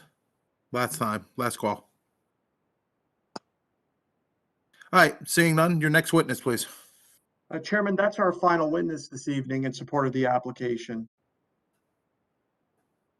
Okay. At this time, I'd like to open it up to the public. Dan, can you make a list so we can? Certainly, Chairman Cox. Thank you. Seeing that there are not many people on the call tonight, I'll sort of open it up generally. Is there anyone from the public who wishes to speak on this application for up to 5 minutes? Please state your name and I'll put you on an initial list of speakers. If you're on the telephone, you'll need to press *6 to unmute yourself. If you're on the computer, you can use a little microphone button to do the same. So once again, is there any member of the public who wishes to address the board on this application? Yes, please, Eric. Hi, it's Charlie. Okay. Eric, I didn't catch your last name. Solomon. So, thank you. Anyone else? Yes. Hi. Can you hear me? Charlie Cradaville here. Yes, I can. Charlie Cradaville. Yeah, and I'd like to be an objector, so I would not like to be restricted to 5 minutes. I need to question the witnesses. Is there anyone else who wishes to address the board? Last call. Seeing none, we have two public commenters here going alphabetically. Mr. Cradaville is up first. Mr. Cradaville, can you please state your name, spell your last name for the record? Yes, Charlie Cradaville, Kratovil. Am I being recognized as an objector? Then I have to talk to board attorney on this. Yeah, I'm trying to get clarification on that now. Arvin. Mr. Cradaville, will you be asking questions of witnesses as an objector? So you'll not be providing testimony, is that correct? So I believe objectors are allowed to question the witnesses and make a case. I'd like to do both. Sure, I'm asking you if you will be testifying. I will not be calling myself as a witness. I will be, arguing against the approval, and I have some questions to ask the witnesses, and I just don't want to be needlessly restricted in terms of time.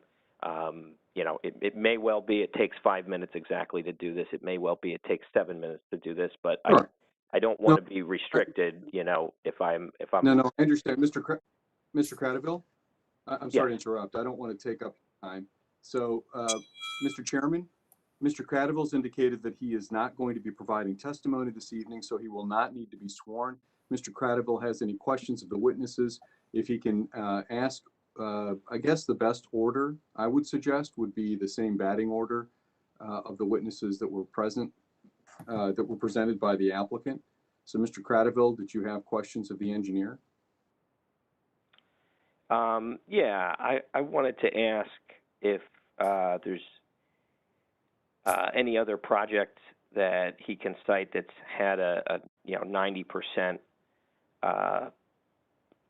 impervious coverage in a flood hazard area. Is this normal for there to be that much impervious coverage in a flood hazard area? Mr. Cradaville, I think I've got your question, and I think unless Mr. Papero feels that he wants to have his engineer answer that question, each application stands on its own merits, so I don't know the relevance of that question.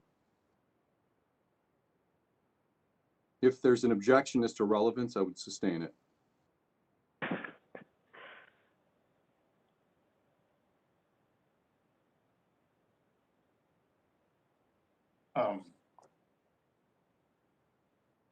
Should I answer the question, Joe, or? Yeah, Chairman and Mr. Eichel, I have no objection to Mr. Dipple providing that response. If you know.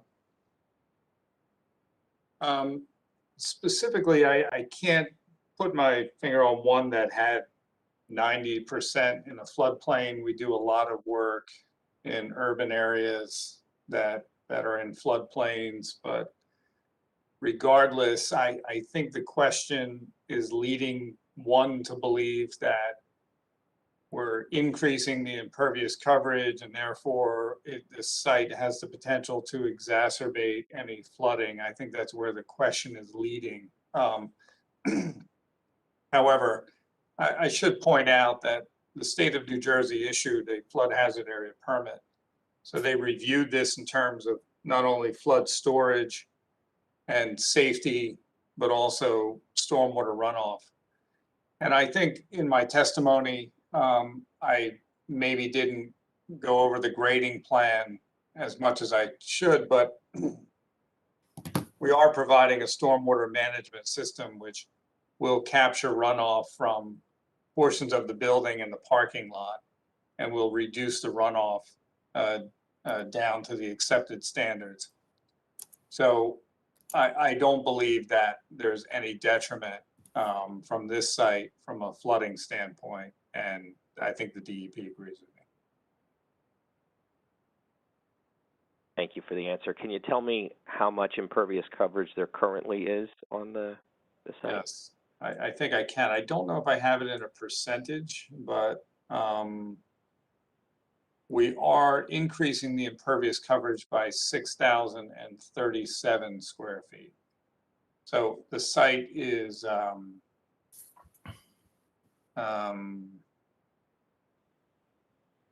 that makes sense.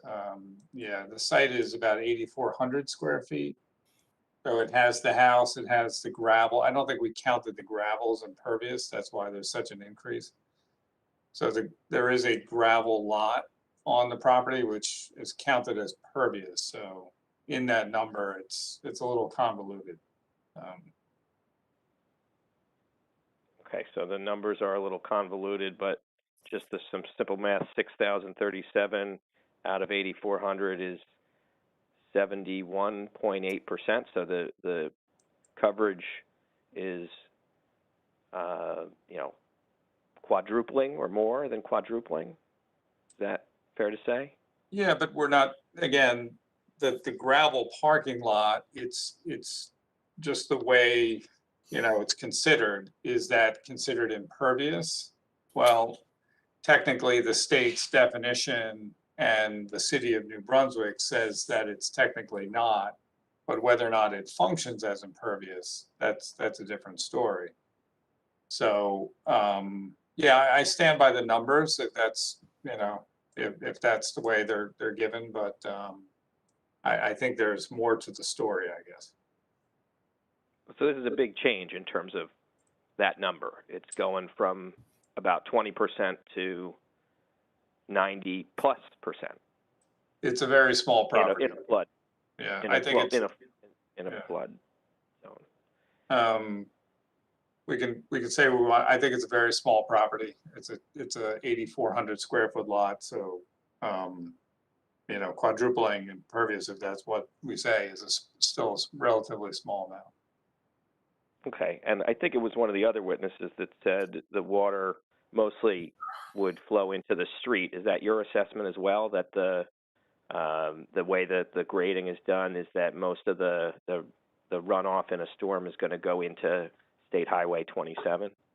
Well, it's going into a stormwater collection system. We're proposing an extension of that. So there are storm sewers in the area. So it doesn't run off and run across the road. It's collected. It's put underground into a pipe. The stream is very close to the property. So it immediately gets collected and goes right into the stream. Okay. And finally, yeah. I'm sorry to interrupt. We do have one other member of the public. We are at 5 minutes right now. Do you know how much longer you'll be? I think most of my questions have been answered, so I just want to ask this final question and make my case. I can probably wrap it up in 3 to 4 minutes. Mr. Chairman, would the board grant an additional period of 3 or 4 minutes? Yes, Mr. Credible, just ask all questions to the chair so that we don't have going back and forth, okay? Sure. Thank you. So through the chair, this witness had said that there were some mistakes in the paperwork filed for this application, mistakes in the zoning table specifically. I wanted to understand if any of those mistakes were caught in the TAC process, and if there's any other mistakes that this witness is aware of in the application documents. I don't know if that question is directed at me. It sounds like more toward the city, but I can say that we noticed for the proper variances, there is a typo on my plan, but it's insignificant, I think, in terms of, you know, it's something that we comply with. We comply with the standard, and my plan says we don't comply with the standard. So shame on me. It's a mistake that that is against, that works against my client. And then we had a minimum side yard setback, I believe a parking setback, which I identified on my plan to be 5 feet to the side yard. And we're showing it for some reason as 14 feet, but it's not a variance. It's just the incorrect dimension. So I think there were a lot of back and forth. We submitted this. There are 5 revisions on my plan, and it looks like there's just a few little mistakes made. Thank you. That's my final question, and I'll just make a little, you know, conclusion to my case here. And I will say that I'm against this being approved. Mr. Credible? Yeah. I don't think you've put on a case. You've asked some cross-examination questions. Maybe we can go to the other witness. Or to the other. Will I be able to speak afterwards? I think you're almost out of time. So if you want to quickly wrap it up, if you have a comment. Okay, well, again, this is why I asked up front if this would be time limited. I believe, you know, I thought we worked this out, but of course, this board is you know, not operating on an even keel. Those of us who object to an application don't get the same amount of time to speak as we should. But I will say that we don't need more developments in flood zones. I have nothing against the fine people who testified on the other side tonight. They seem like very nice people who, you know, I have nothing against. But after Hurricane Ida, we need to be conscious of the areas in our city that flood and not put more people in harm's way.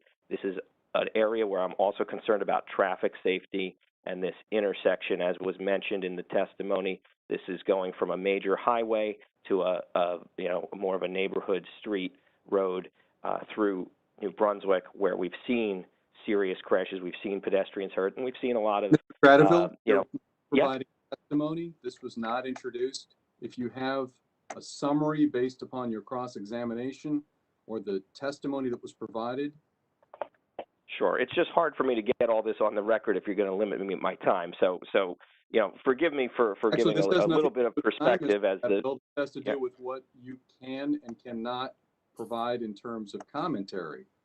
You can't testify. You've indicated you did not want to testify, and I'm advised that your time is up. So if you want to. Well, sir, you made me choose between being an objector and being able to testify. There's no basis for that in your rules. You're just bullying people in the public who want to make a case here.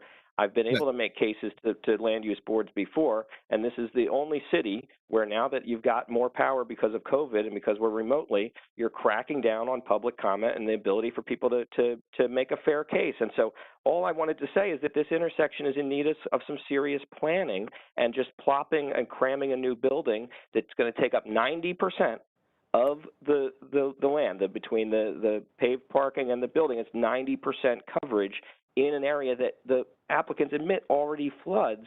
This is going to be a mistake. And I again have nothing against the applicants here, but just based on the science of climate change, the history of flooding at this location, and the inadequate answers and application before the board, you should reject it. with all due respect to the applicant. Thank you. Thank you. Dan, can we please call the next public person? Thank you, Chairman Cox. The last speaker is Eric Solomon. Can you please state your name and spell your last name for the record? Sure, Eric Solomon, Solomon. Okay. Eric, do you swear or affirm to tell the whole truth and nothing but the truth? I do. All right, you may begin. Mr. Solomon, if you could put your address on the record. Sure, 7 Livingston Ave, New Brunswick. Thank you, Mr. Solomon. Can I go ahead? Yes. Thanks. So like I just said, I'm a New Brunswick resident and I'll be really brief. I just want to say that this appears to be a great opportunity to add housing to the community. It appears the height variance is mostly to mitigate potential flooding, which is reasonable and admirable.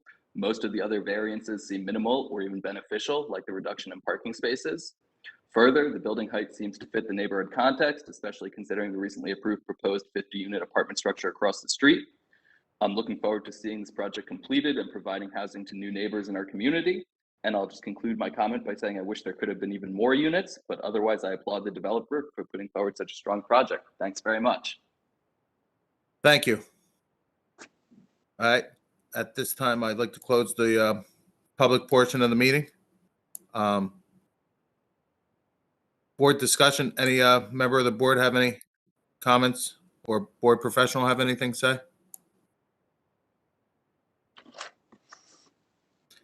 Okay. Mr. Preparo, you have a closing statement you'd like to make? Thanks, Chairman. I'll be very brief. I know that hour's getting late and we appreciate the time that you've afforded to the application this evening. As was stated, the application will provide a new housing opportunity for the neighborhood. The building has been tastefully designed. We've gone through an extensive review and discussion period with the TAC committees over multiple meetings to refine this project and eliminate the variances to where they are currently.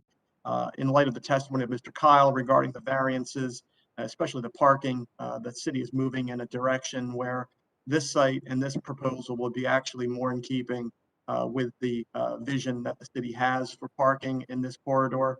For the reasons that were stated by all of the witnesses this evening, we would respectfully request that the application be approved. I do note that at the outset, there was a roll call and we were at 6 eligible board members. Obviously, I just wanted to take the opportunity to see if we've answered any questions this evening or if there's any open issues that we can address before the board deliberates further. Okay. Mr. Chairman, if I may, this is Arvin Eitel.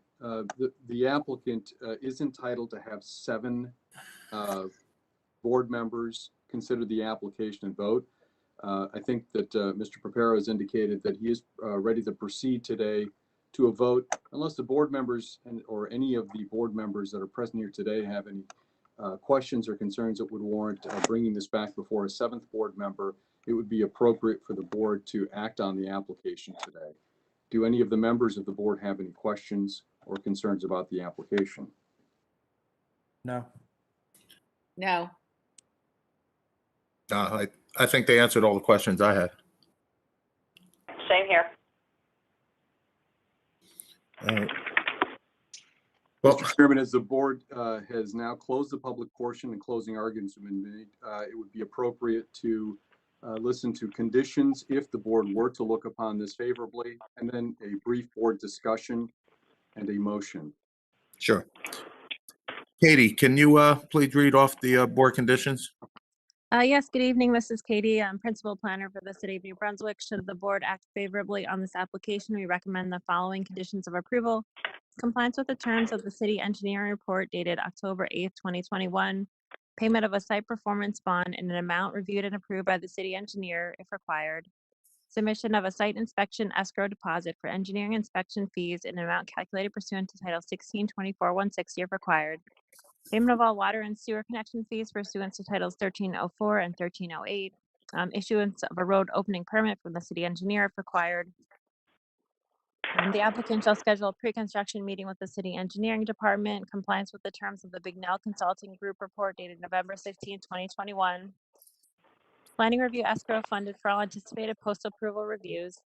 Payment of any other fees due to the city of New Brunswick related to the development or use of this project. Sorry, hold on just a minute. Payment of all outstanding taxes and water sewer fees, Middlesex County Planning Board approval or waiver, DNR Canal Commission approval or waiver, Freehold Soil Conservation District approval or waiver, approval or waiver from any other agencies as required, submission of engineering and or architectural plans to comply with any changes required by this planning or engineering memos or plan amendments offered at the hearing, if any. Execution of a Title 39 parking enforcement agreement. The applicant has agreed to waive any residential on-site parking permits, compliance with the city's water system, water service system ordinance, which is chapter 1304. Trash and recycling pickup to be provided by a private hauler at no expense to the city. The commercial units, there shall be no food service involving cooking or food preparation. Packaged foods are permitted. Payment of any required payment in lieu of parking fees as applicable. All utilities and other site improvements to be maintained by the applicant at their sole expense. All on-site utilities to be constructed underground. All temporary encroachments of the public right-of-way shall require city council approval. All construction staging shall be done on site unless an encroachment allowing into the public right-of-way is approved by city council. Streets shall be kept clean of sediment and debris. The applicant shall cause the streets to be cleaned if directed to do so by the Director of Public Works. Tracking pads shall be installed at all construction exits. Replacement of damaged streets, curbs, and sidewalks as per the direction of the city engineer. And the applicant is requesting preliminary and final site plan, a D variance for height, as well as C variances for front yard setback, impervious surface coverage, parking, loading and parking setback, and design waivers for curb cut less than 10 feet from the intersection of the property line, refuse storage area screening where partial buffering to the east and south, and foundation plantings. And that's all I have. Thank you, Katie. Board discussion?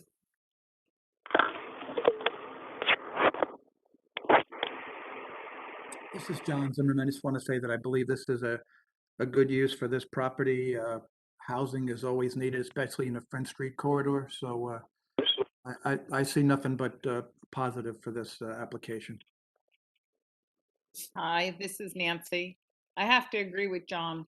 I think that the property itself, what's proposed, is very nice looking.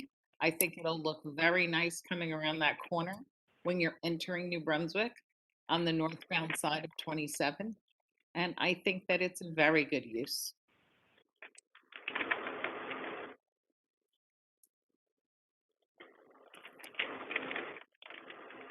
Any other member of the board?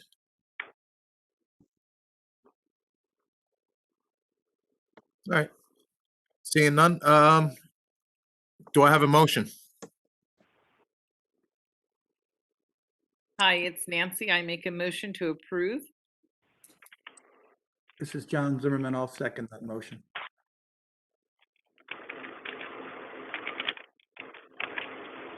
Okay. John Zimmerman, Yes.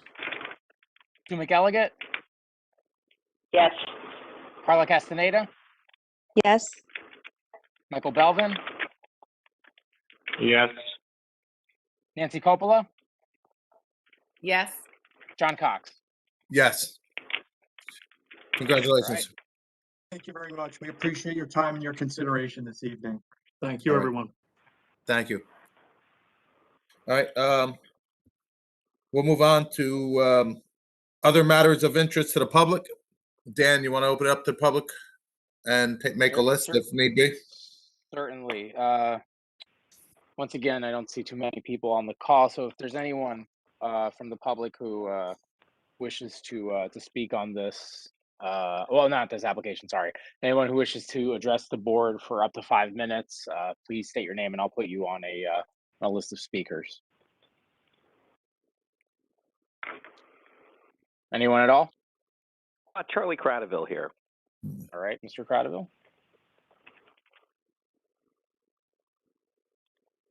Anyone else? Last call. Seeing none.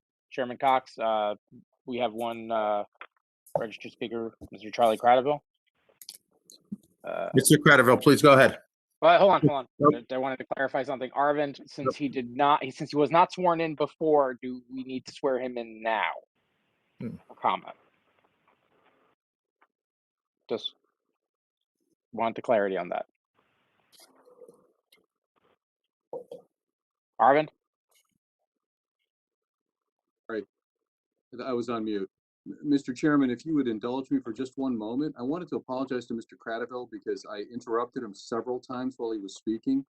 I want to clarify that my buffering, because what would happen is I would lose audio, and then I would get in a very compressed form everything that you said as I was talking.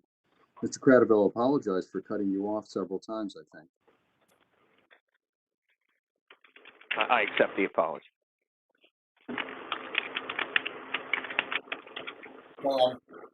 Arvin, I guess the question now is, He does not need to be sworn. I'm sorry. Okay. No. Okay. Providing any general comments on board. All right. Cool. Mr. Cradaville, you can begin. You have your 5 minutes. Thank you, Mr. Dominguez. Through you, Mr. Chair, for Mr. Dominguez, can you please have someone send me a copy of the current rules for the planning board and the zoning board, before the holiday? Can somebody send me the latest of those? Because I know they've changed in recent years. Sure. I'll have Mr. Dominguez look into it, and Mr. Itol also. Okay, thank you. Yeah, I just want to get copies so that we can align on what the rules are for these hearings. I want to bring to your attention that a member of the New Brunswick Planning Board, Mr. John Petrolino, resigned from his position, and in his letter he enumerates how the board, did not allow an objector to make their case. That's, of course, another board, a different board with different people on the board, but the same council, the same secretary. And what I would submit is that what happened that night was unacceptable. It may well cause the board to get sued and end up in Superior Court because, the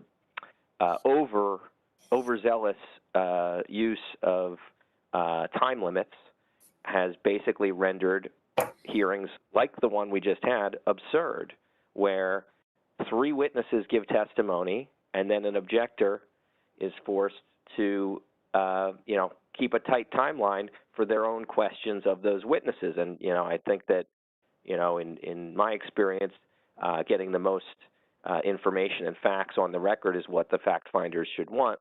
But this board rushed me, and I know your attorney's since apologized for interrupting my testimony, but there was clearly pressure being put on for me to make my case and get it over with quickly when the rules don't really allow for that. And I would suggest that, trying to force objectors to fit into the public comment process where the board now has a 5-minute time limit and force them to get all their questions and their case in those 5 minutes when the clock is running, even when other people are talking, is just downright absurd. And I think that, in light of Mr. Petrolino's resignation from the planning board and some of the other unpleasantness this year with these land use meetings and these rules and the uncertainty about the rules and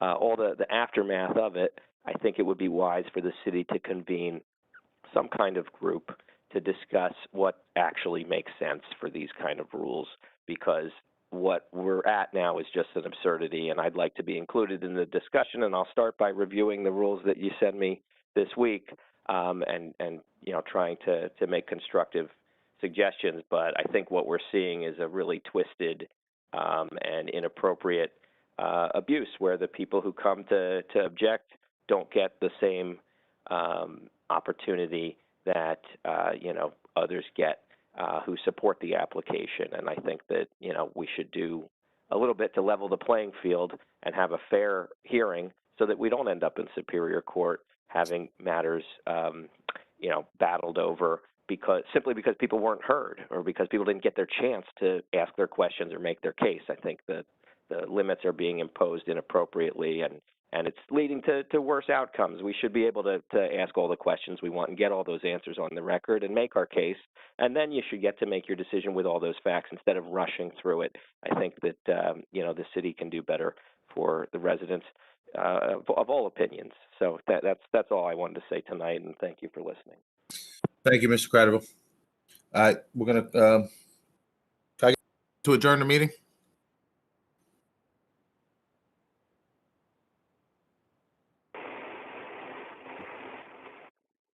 I'm sorry, Chairman Cox. You Oh. kind of cut out. Oh, I'm sorry. I just I said we're gonna that portion's closed, and I'm just asking for an adjournment. Okay. Do a motion to adjourn.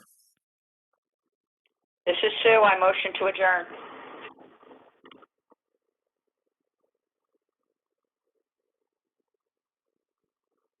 This is John. I second it. All in favor? Aye. Aye. All right. Have a good night, everybody. Have a good night, and have a good Thanksgiving, everybody. Please. Yes, everybody. Yes. Thank you.